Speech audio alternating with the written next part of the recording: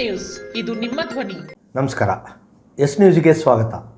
ನಾನು ಎಸ್ ದೇವೇಂದ್ರಗೌಡ. ಇಂದಿನ ಮುಖ್ಯಾಂಶಗಳು. 16ನೇ ಬಜೆಟ್ ಮಂಡಿಸಿದ ಸಿಎಂ ಸಿದ್ದರಾಮಯ್ಯ. ವಿವಿಧ ವಲಯದ ಅಭಿಪ್ರಾಯ.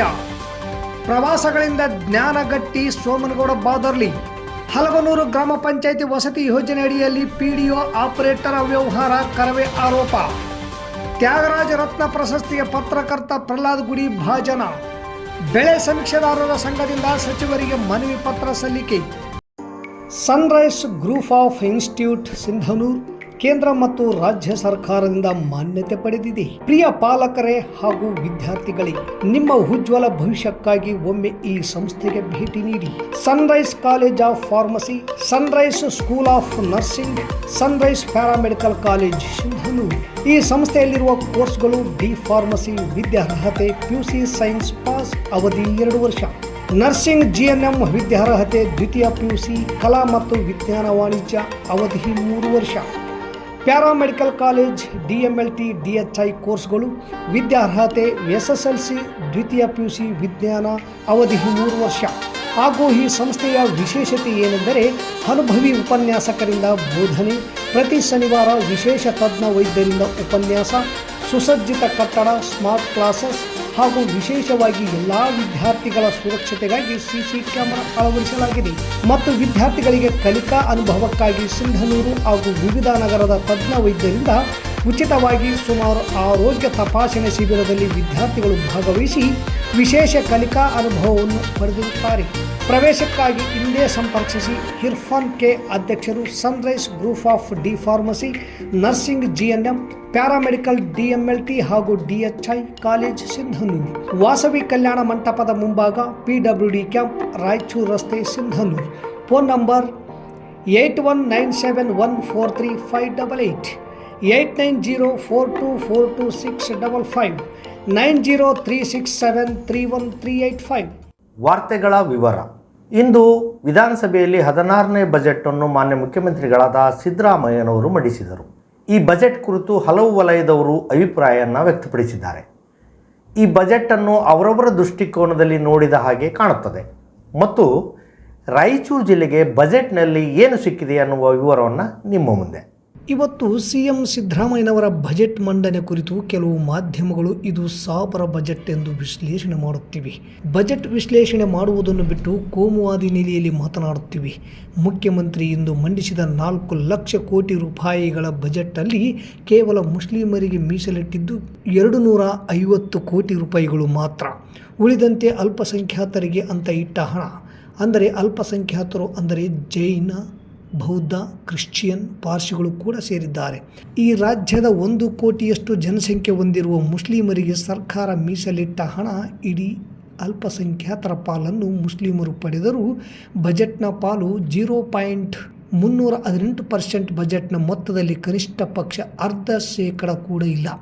ರಾಜ್ಯ ಸರ್ಕಾರ ಮಾಡುತ್ತಿರುವ ಅನ್ಯಾಯದ ಬಗ್ಗೆ ಮಾತನಾಡಬೇಕೇ ವಿನಃ ಅವಮಾನಿತ, ಅನುಮಾನಿತ ಮತ್ತು ಹಿಂದುಳಿದ ಸಮುದಾಯವನ್ನು ಮತ್ತಷ್ಟು ಕುಗ್ಗಿಸುವುದಲ್ಲ ಎನ್ನುತ್ತಾರೆ ಫೀರ್ಬಾಷಾ ಅವರು. ವಿಧಾನಸಭಾ ಚುನಾವಣೆ ಸಂದರ್ಭದಲ್ಲಿ ಕಾಂಗ್ರೆಸ್ ಪಕ್ಷ ಅಂಗನವಾಡಿ ನೌಕರರಿಗೆ 4,000 ಆಶ್ವಾಸನೆ ಕೊಟ್ಟಿತ್ತು. ಆದರೆ ಅಂಗನವಾಡಿ ನೌಕರರಿಗೆ ಈ ಬಜೆಟ್ನಲ್ಲಿಯೂ ನ್ಯಾಯ ಒದಗಿಸಿಲ್ಲ ಎಂದು ರಾಜ್ಯಾಧ್ಯಕ್ಷೆ ಎಸ್ ವರಲಕ್ಷ್ಮಿ ಕಿಡಿಕಾರಿದ್ದಾರೆ. ಚುನಾವಣೆ ಬಳಿಕ 2 ಬಜೆಟ್ ಮಂಡನೆ ಮುಗಿದಿದೆ. ಕನಿಷ್ಠ 2,000 ನಿರೀಕ್ಷೆ ಇತ್ತು.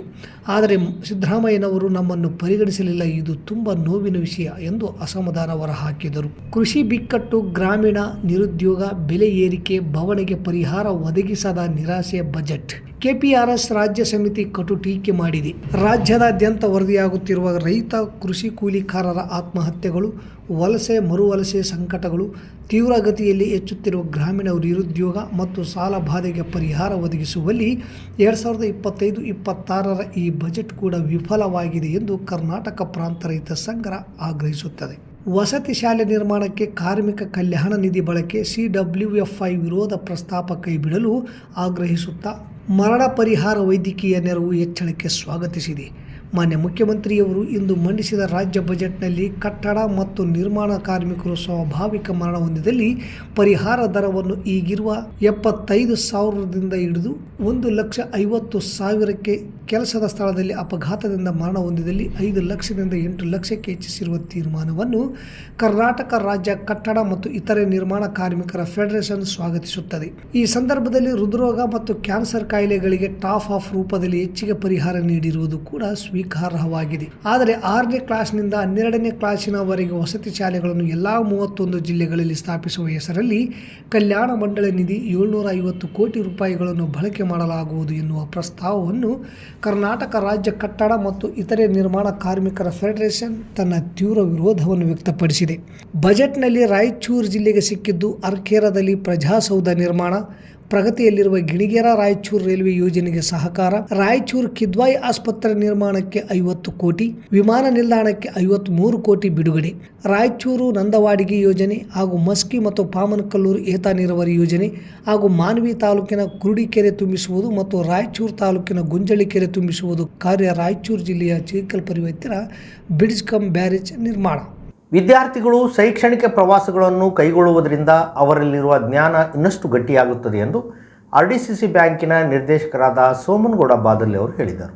ಇದು ಶುಕ್ರವಾರದಂದು ನಗರದ TBP ಕ್ಯಾಂಪಿನ ಆದರ್ಶ ವಿದ್ಯಾಲಯ ಆವರಣದಲ್ಲಿ ಕರ್ನಾಟಕ ರಾಜ್ಯ ಪ್ರವಾಸೋದ್ಯಮ ಅಭಿವೃದ್ಧಿ ನಿಗಮ ಹಾಗೂ ಶಿಕ್ಷಣ ಇಲಾಖೆಯ ಸಂಯುಕ್ತಾಶ್ರಯದಲ್ಲಿ ಹಮ್ಮಿಕೊಂಡಿದ್ದ 2024-25ನೇ ಸಾಲಿನ ಕರ್ನಾಟಕ ದರ್ಶನ ಶೈಕ್ಷಣಿಕ ಪ್ರವಾಸ ಕಾರ್ಯಕ್ರಮಕ್ಕೆ ಚಾಲನೆ ನೀಡಿ ಮಾತನಾಡಿದರು. ರಾಜ್ಯದ ಮುಖ್ಯಮಂತ್ರಿಗಳು ಸಿದ್ದರಾಮಯ್ಯನವರ ನೇತೃತ್ವದಲ್ಲಿ ಅನೇಕ ಅಭಿವೃದ್ಧಿ ಪರ ಯೋಜನೆಗಳು, ಕಾರ್ಯಕ್ರಮಗಳು ಜಾರಿಯಾಗುತ್ತಿವೆ. ನಾಡಿನ ಜನರು, ವಿದ್ಯಾರ್ಥಿ, ಯುವಕರು ಮತ್ತು ಸಮಾಜದ ಎಲ್ಲ ವಲಯಗಳ ಜನತೆ ಇದರ ಸದುಪಯೋಗ ಪಡೆದುಕೊಳ್ಳಬೇಕು ಎಂದರು. ಜಿಲ್ಲಾ ಪಂಚಾಯಿತಿ ಮಾಜಿ ಸದಸ್ಯರಾದ ಬಾಬುಗೌಡ ಬಾದಳ್ಳಿ ಮಾತನಾಡಿ, ರಾಜ್ಯ ಸರ್ಕಾರ ಶಿಕ್ಷಣ ಇಲಾಖೆಗೆ ಕೂಡ ಮಾಡಿರುವ ಎಲ್ಲ ಯೋಜನೆಗಳನ್ನು ಸಮರ್ಪಕವಾಗಿ ಬಳಸಿಕೊಳ್ಳಬೇಕು ಎಂದರು. ತಾಲೂಕಾ BRC ಕೇಂದ್ರದ ಕ್ಷೇತ್ರ ಸಮನ್ವಯಾಧಿಕಾರಿಗಳಾದ ಬಸಲಿಂಗಪ್ಪರವರು ಮಾತನಾಡಿ, ಬಹಳ ಹಿಂದಿನಿಂದಲೂ ಪ್ರಚಲಿತದಲ್ಲಿರುವ ದೇಶ ಸುತ್ತು ಕೋಶ ಓದು ಎನ್ನುವ ಮಾತು ಈ ಎಲ್ಲ ಕಾಲಕ್ಕೂ ಸತ್ಯವಾಗಿದೆ. ವಿದ್ಯಾರ್ಥಿಗಳು ತರಗತಿ ಕೋಣೆಗಳಲ್ಲಿ ಕಲಿತಿರುವ ಜ್ಞಾನವನ್ನು ಐತಿಹಾಸಿಕ ಸ್ಥಳ, ವಸ್ತು ಸಂಗ್ರಹಾಲಯಗಳು ಹಾಗೂ ಇನ್ನಿತರೆ ಸ್ಥಳಗಳಿಗೆ ಭೇಟಿ ನೀಡುವುದರಿಂದ ಅವರು ಕಲಿತಿರುವ ಪಾಠ್ಯಾಂಶಗಳು ಅವರ ಮನಸ್ಸಿನಲ್ಲಿ ಉಳಿದುಕೊಳ್ಳುತ್ತವೆ ಎಂದರು. ಈ ಸಂದರ್ಭದಲ್ಲಿ ಕಾರ್ಯಕ್ರಮ ನೋಡಲ್ ಅಧಿಕಾರಿ ಹಾಗೂ ಶಿಕ್ಷಣ ಸಂಯೋಜಕರಾದ ಹನುಮಂತಪ್ಪ ನಾಯ್ಕರ್, ಪ್ರೌಢಶಾಲಾ ಶಿಕ್ಷಕರ ಸಂಘದ ಅಧ್ಯಕ್ಷ ಕೆ ಮಲ್ಲಪ್ಪ, ಮುಖ್ಯ ಗುರುಗಳಾದ ಜಿ ಸಮತ್ ಶರ್ಮಾ, ರಮಾದೇವಿ ಸಂಬೋಜಿ, ಚಂದ್ರಮೌಳೇಶ್ವರ ಸ್ವಾಮಿ, ಸುವರ್ಣ, ರೇಖಾ ತದ್ದೇವಾಡಿ, ದಿನೇಶ್ KP, ಒಳಿಯಪ್ಪ, ಭೀಮರೆಡ್ಡಿ, ಪ್ರೌಢಶಾಲಾ ಶಿಕ್ಷಕರ ಸಂಘದ ರವೀಂದ್ರಗೌಡ, ರಾಮದಾಸ್, ವೀರೇಶ್ ಗೋನ್ವಾರ್, ಚನ್ನಬಸವ, ಪ್ರವಾಸೋದ್ಯಮ ಇಲಾಖೆಯ ಗಿರೀಶ್ ಲಿಂಗೇಗೌಡ, ದೈಹಿಕ ಶಿಕ್ಷಕರಾದ ಶಾಂತಮೂರ್ತಿ, ಅನಿತಾ, ಶಕುಂತಲಾ, ಶರಣಬಸವ ಸೇರಿದಂತೆ ಅನೇಕರು ಉಪಸ್ಥಿತರಿದ್ದರು. ಕರ್ನಾಟಕ ಪ್ರವಾಸೋದ್ಯಮ ಇಲಾಖೆ ಮತ್ತು ಶೈಕ್ಷಣಿಕ ಇಲಾಖೆ ವತಿಯಿಂದ ಇವತ್ತು ಹಿಂದುಳಿದ ವಿದ್ಯಾರ್ಥಿಗಳಿಗಾಗಿ ಯಾರು ಇವತ್ತು ಕಷ್ಟದಲ್ಲಿರ್ತಾರೆ, ಯಾರು ಬಡತನದಲ್ಲಿರ್ತಾರೆ ಅಂಥವ್ರಿಗೆ ಅನುಕೂಲ ಆಗಲಿ. ಈಗ ಬಸಲಿಂಗಪ್ಪ ಅವರು ಹೇಳ್ದಂಗೆ ದೇಶ ಸುತ್ತು ಕೋಶ ಹೋದು ಎನ್ನುವ ನಾಣ್ಣುಡಿಯಂತೆ ಇವತ್ತು ಆ ವಿದ್ಯಾರ್ಥಿಗಳಿಗೆ ನೋಡುವುದರ ಮೂಲಕ ಏನು ಕಲಿಸ್ಬೋದು ಅವರಿಗೆ ಎಂಬ ವಿಚಾರ ಇಟ್ಕೊಂಡು ಇವತ್ತು ನಮ್ಮ ಸಿದ್ದರಾಮಯ್ಯ ಸಾಹೇಬರ ನೇತೃತ್ವದ ಸರ್ಕಾರ ಈ ಯೋಜನೆಯನ್ನು ಜಾರಿಗೆ ತಂದಿದೆ. ಅದನ್ನೆಲ್ಲ ವಿದ್ಯಾರ್ಥಿಗಳು ಮತ್ತು ಶಿಕ್ಷಕರು ಸದುಪಯೋಗಪಡಿಸಿಕೊಂಡು ಸರ್ಕಾರದ ಯೋಜನೆಯನ್ನು ವಿದ್ಯಾರ್ಥಿಗಳಿಗೆ ಅರಿವಾದಾಗ ಈ ಕಾರ್ಯಕ್ರಮ ಸಾರ್ಥಕ ಆಗುತ್ತಂತ ಹೇಳ್ತಾ ಇಲ್ಲಿ ನನ್ನ ಕರು ಮಾತಾಡಲು ಅವಕಾಶ ಮಾಡಿಕೊಟ್ಟಂಥ ತಮ್ಮೆಲ್ಲರಿಗೂ ಹೊಂದಿಸ್ತಾ ನಾನು ತಾಲೂಕಿನ ಅಲಗನೂರು ಗ್ರಾಮ ಪಂಚಾಯಿತಿ PDO ಮುದುಕಪ್ಪ, ಕಂಪ್ಯೂಟರ್ ಆಪರೇಟರ್ ಶರಣಪ್ಪ ಇವರು ವಸತಿ ಯೋಜನೆಯಡಿಯಲ್ಲಿ ಅಕ್ರಮ ಅವ್ಯವಹಾರ ಎಸಗಿದ್ದು ಕೂಡಲೇ ಇಲಾಖೆ ತನಿಖೆ ನಡೆಸಿ ಸೇವೆಯಿಂದ ಅಮಾನತುಗೊಳಿಸುವಂತೆ ಒತ್ತಾಯಿಸಿ ಶಿವರಾಮೇಗೌಡ ಬಣದ ತಾಲೂಕು ಕರ್ನಾಟಕ ರಕ್ಷಣಾ ವೇದಿಕೆ ಅಧ್ಯಕ್ಷ ಸುರೇಶ್ ಗೊಬ್ರಕಲ್ ಆರೋಪಿಸಿ ದೂರು ಸಲ್ಲಿಸಿದ್ದಾರೆ. ಕಂಪ್ಯೂಟರ್ ಆಪರೇಟರ್ ಶರಣಪ್ಪ ತನ್ನ ಹಾಗೂ ತಾಯಿಯ ಹೆಸರಿಗೆ ವಸತಿ ಯೋಜನೆಯಲ್ಲಿ ಮನೆ ಮಂಜೂರು ಮಾಡಿಕೊಂಡಿದ್ದು ಮತ್ತು ಓರ್ವ ಗ್ರಾಮ ಪಂಚಾಯಿತಿ ಸದಸ್ಯರನ್ನು ನಿಲ್ಲಿಸಿ GPS ಫೋಟೋ ತೆಗೆದಿರುವುದು ಗೊತ್ತಾಗಿದೆ. ವಿವಿಧ ಕಾಮಗಾರಿಗಳ ಕಾರ್ಯನಿರ್ವಹಿಸುವಾಗ ಗುತ್ತಿಗೆದಾರರೊಂದಿಗೆ ಮತ್ತು ವಿವಿಧ ಏಜೆನ್ಸಿದಾರರೊಂದಿಗೆ ಲಂಚ ಪಡೆದು ಕಳಪೆ ಕಾಮಗಾರಿಗೆ ಸಹಕರಿಸಿ ಅನೇಕ ವರ್ಷಗಳಿಂದ ಅಲವನೂರು ಪಂಚಾಯಿತಿಯಲ್ಲಿ ಇದ್ದು ಪಂಚಾಯಿತಿ ವ್ಯಾಪ್ತಿಯಲ್ಲಿನ ವಿವಿಧ ಕೆಲಸಗಳಿಗೆ ವಿನಾಕಾರಣ ಕಾಲಹರಣ ಮಾಡುತ್ತಾ ಸತಾಯಿಸುತ್ತಾರೆಂಬ ಆರೋಪ ಸದಸ್ಯರಿಂದ ಹಿಡಿದು ಜನಸಾಮಾನ್ಯರು ಆರೋಪ ಮಾಡುತ್ತಿದ್ದಾರೆಂದು ದೂರಿನಲ್ಲಿ ತಿಳಿಸಿದ್ದಾರೆ. ಬೆಂಗಳೂರಿನ ಮುಲಕನಾಡು ಮಹಾಸಂಘದಿಂದ ನಾದಬ್ರಹ್ಮ ತ್ಯಾಗರಾಜ್ ಅವರ 178ನೇ ಆರಾಧನಾ ಮಹೋತ್ಸವ 2025ರ ಅಂಗವಾಗಿ ಕೊಡಲ್ಪಡುವ ತ್ಯಾಗರಾಜ ರತ್ನ ರಾಜ್ಯ ಮಟ್ಟದ ಪ್ರಶಸ್ತಿಗೆ ಸಿಂಧನೂರಿನ ಹಿರಿಯ ವಕೀಲರು ಹಾಗೂ ಸಾಹಿತಿ ಪತ್ರಕರ್ತರಾದ ಪ್ರಹ್ಲಾದ್ ಗುಡಿ ಅವರಿಗೆ ಭಾಜನರಾಗಿದ್ದಾರೆ. ಎಂದು ಸಂಘದ ರಾಜ್ಯ ಘಟಕದ ಅಧ್ಯಕ್ಷ BV ವಿಜಯಕುಮಾರ್ ತಿಳಿಸಿದ್ದಾರೆ. ಗುರುವಾರ ಹೇಳಿಕೆ ನೀಡಿರುವ ಅವರು ಕಳೆದ 30 ವರ್ಷದಿಂದ ಪ್ರಹ್ಲಾದ್ ಗುಡಿಯವರು ವಕೀಲ, ಪತ್ರಕರ್ತ ಹಾಗೂ ಸಾಹಿತಿಗಳಾಗಿ ಸೇವೆ ಸಲ್ಲಿಸಿರುವುದನ್ನು ಪರಿಗಣಿಸಿ ಈ ಪ್ರಶಸ್ತಿಗೆ ಆಯ್ಕೆ ಮಾಡಲಾಗಿದೆ. ಮಾರ್ಚ್ 16ರಂದು ಬೆಳಗ್ಗೆ 9:30 ಗಂಟೆಗೆ ಬೆಂಗಳೂರಿನ ಬಸವನಗುಡಿಯ NR ಕಾಲೋನಿಯಲ್ಲಿರುವ APS ಕಾಲೇಜ್ ಆಫ್ ಕಾಮರ್ಸ್ ಪ್ರಿವಿಸೇಷನ್ ಅನಂತಾಚಾರ್ ಆಡಿಟೋರಿಯಂನಲ್ಲಿ ನಡೆಯುವ ನಾದಬ್ರಹ್ಮ ತ್ಯಾಗರಾಜರ 178ನೇ ಆರಾಧನಾ ಮಹೋತ್ಸವದಲ್ಲಿ ಪ್ರಹ್ಲಾದ್ ಗುಡಿ ಅವರಿಗೆ ಪ್ರಶಸ್ತಿ ಪ್ರದಾನ ಮಾಡಲಾಗುವುದು ಎಂದು ತಿಳಿಸಿದ್ದಾರೆ.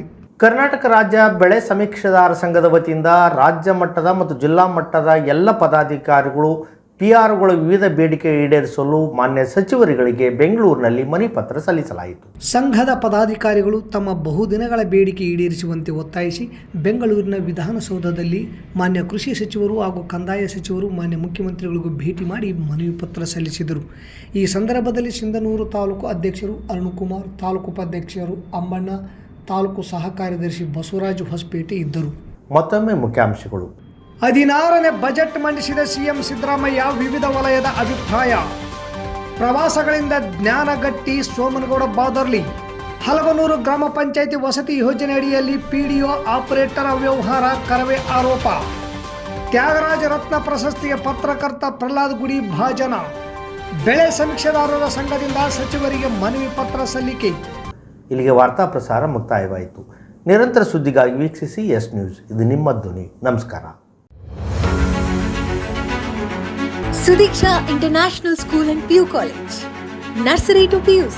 Admissions open for 2025-2026 batch. Located amidst lush greenery in Gadinadu, Ballari district. Sudiksha International School and PU College.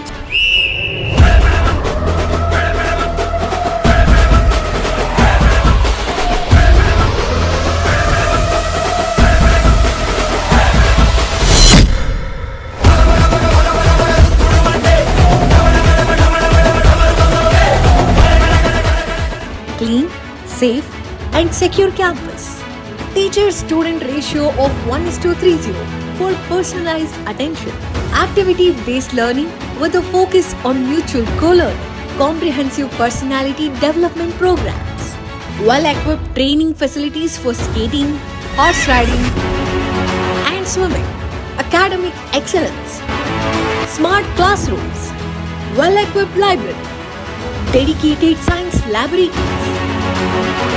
Physics, chemistry, biology and computer labs.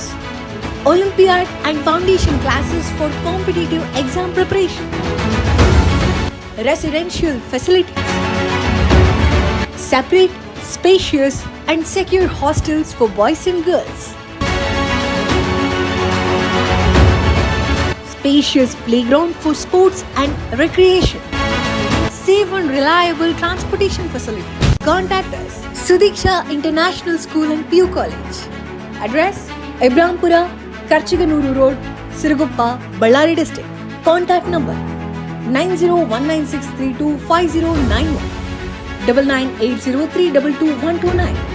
Enroll today for a holistic learning experience and all-round development at Sudiksha International School and PU College.